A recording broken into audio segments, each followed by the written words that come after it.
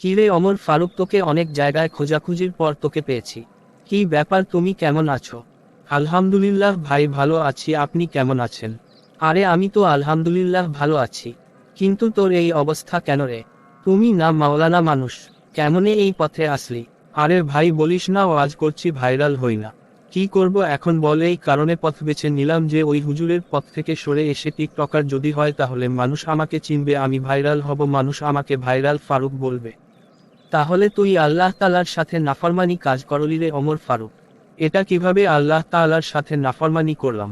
এই যে কোরআন পড়লি, হাদিস পড়লি, ইহকাল জগতের বিষয়ে জানলি, পরকাল জগতের বিষয়ে জানলি, কি লাভ হলো জেনে?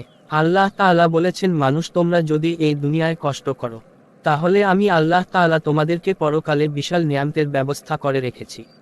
শুধু কি তাই নয়, এই দুনিয়ায় যদি তুমি অবাকগ্রস্ত থাকো তাহলে আমি আল্লাহ তাআলার হুকুম যদি সঠিক মতো তুমি পালন করো তাহলে আল্লাহ তাআলা তোমার অভাব দূর করে দিবেন। আরে ভাই, আমাকে এত জ্ঞান দিতে আসো না, আমি সব বুঝি।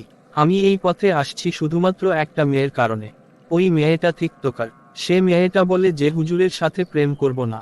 এই কারণে আমি দেখিয়ে দিতে চাই যে আমিও একজন টিকটকার হতে পারি। তো কি লাভ হলো ওমর ফারুক? তুমি তো এই দুনিয়ার জন্য পাগল হয়ে গিয়েছো, তোমার আখেরাত শূন্য। আরে আমি ভাইরাল হওয়ার পর সবার কাছে আমি ক্ষমা চাইব, যেহেতু আমি সফল হয়ে গিয়েছি।